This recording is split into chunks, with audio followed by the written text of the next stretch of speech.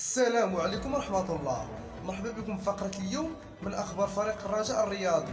وما تنسوش تشتركوا في القناة باش يوصلكم كل جديد أخبار فريق الرجاء الرياضي.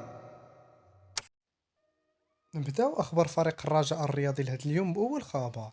الرجاء الرياضي يستأنف تدريبه بأكاديمية النادي استعدادا لمواجهة النهضة البركانية. استأنف فريق الرجاء الرياضي تدريبه أمس الخميس بأكاديمية النادي استعدادا للمواجهة المرتقبة أمام نهضة بركان برسم الجولة 22 من البطولة الوطنية. وكان الفريق الأخضر قد استفاد من 3 أيام راحة عقب المباراة الأخيرة أمام أولمبيك تشيرا والتي حقق من خلالها الفوز بهدف دون رد. ومنح المدرب الجنوب الإفريقي فاضل ديفيز لاعبيه فترة راحة قصيرة قبل العودة إلى أجواء التحضيرات من أجل استرجاع الطراوة البدنية ورفع درجة التركيز استعدادا للاستحقاقات المقبلة. ومن المرتقب أن تجرى المباراة يوم الأربعاء المقبل ابتداء من الساعة 9 مساء على أرضية المركب الرياضي محمد الخامس بالدار البيضاء.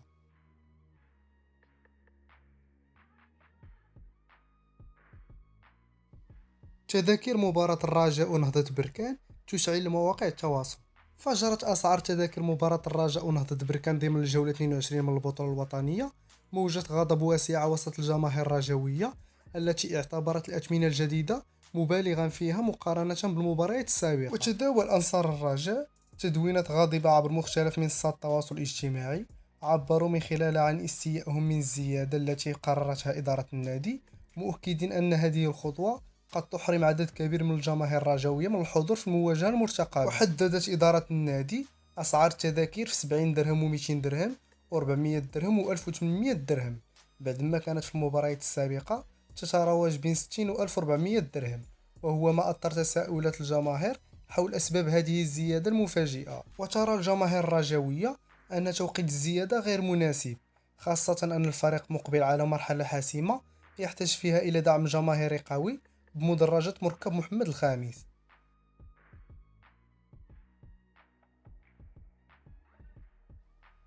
غياب واحد في صفوف الرجاء أمام نهضة بركان. سيفتقد الطاقم التقني لفريق الرجاء الرياضي الخدمات لاعبي إسماعيل خافي خلال المباراة المرتقبة أمام النهضة البركانية المقررة يوم الأربعاء المقبل برسم الجولة 22 من منافسة البطولة الاحترافية. وسيغيب خافي عن صفوف الفريق الأخضر بعد تعرضه للطرد خلال المواجهة الماضية أمام أولمبيك تشيرا، ما سيحرمه من المشاركة في واحد من أبرز مباريات الموسم بالنظر إلى أهمية المواجهة في صراع مقدمة الترتيب. وستجرى المباراة على أرضية مركب محمد الخامس بالدار البيضاء في أجواء ينتظر أن تعرف حضورا جماهيريا كبيرا بعد عودة الجماهير الرجاوية إلى المدرجات عقب رفع عقوبة الويكلو التي حرمته من دعم أنصاره في المباريات الأخيرة.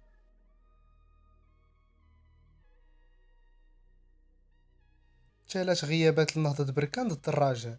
سيغيب 3 لاعبين عن نهضة بركان ضد الرجاء الرياضي برسم الدورة 22 من البطولة، ويتعلق الأمر بكل من منير المحمدي وأيمن ساجل والمالي سميلة سيديبي. ولم يتمكن المدرب التونسي معين الشعباني عن خدمات اللاعب منير المحمدي للالتزام بالمشاركة في المعسكر الإعدادي للمنتخب الوطني استعدادا لنهائية كأس العالم التي تستضيفها الولايات المتحدة الأمريكية والمكسيك وكندا في يونيو ويوليوز القادمين، وأيمن سادل بسبب الإصابة التي يعاني منها، إضافة إلى المالي سميلة سيديبي للأسباب الانضباطية. وسينضاف إلى هذا الثلاثي حمزة المساوي الموقوف من طرف اللجنة التأديبية التابعة للاتحاد الإفريقي لكرة القدم لسنتين لسقوطه في فحص المنشطات خلال مباراة فريقه ضد بيراميدز المصري. يشار أن النهضة البركانية يحتل المركز الثالث بالبطولة الاحترافية برصيد 40 نقطة مناصفة مع الوداد الرياضي بفرق نقطتين عن الرجاء الرياضي المتصدر ونقطة واحدة على الجيش الملكي صاحب المركز الثاني. شرارة الأردني يؤمن للرجاء من حملية مهمة من الفيفا بعد استدعائه من طرف المدرب المغربي جمال السلامي للائحة منتخب النشامة الأردني التي ستخوض مونديال 2026. يكون لاعب الرجاء الرياضي محمد أبو زريق الملقب بشرارة قد ضمن للفريق الأخضر من حملية مهمة من الاتحاد الدولي لكرة القدم الفيفا. وستتوصل إدارة الرجاء بنصف القيمة المالية المخصصة للدولي الأردني شرارة، حيث ستقاسم الفريق الأخضر التعويض اليومي مع ناديه السابق الذي لعب له في النصف الأول من الموسم الكروي الجاري قبل انتقاله للفريق النسور الأخضر. وارتباطا بالموضوع ستحصل إدارة الرجاء أيضا على نصف المنحة من الفيفا من خلال الظهير فريقها الأيسر السابق الدولي يوسف بالعمري، بينما سيذهب النصف الآخر من المنحة إلى النادي الأهلي المصري الذي انتقل إلى صفوفه اللاعب بالعمري خلال الميركاتو الشتوي الماضي.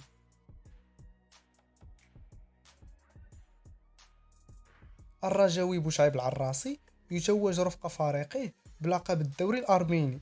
توج بوشعيب العراصي بلقب الدوري الأرميني رفق نادي أرمينيا الأرميني بعد تصدره جدول الترتيب وضمانه اللقب رسميا قبل جولة واحدة من النهاية، متفوقا على ملاحقيه المباشرين. يشار أن اللاعب العراصي كان قد انتقل إلى فريق أرمينيا الأرميني على سبيل الإعارة خلال مرحلة الانتقالات الشتوية إلى غاية نهاية الموسم الجاري، وكان اللاعب العراصي قد بصم على حضور لافت رفق المنتخب الوطني المحلي خلال مشاركته في النهائيات البطولات إفريقيا للاعبين المحليين الشان.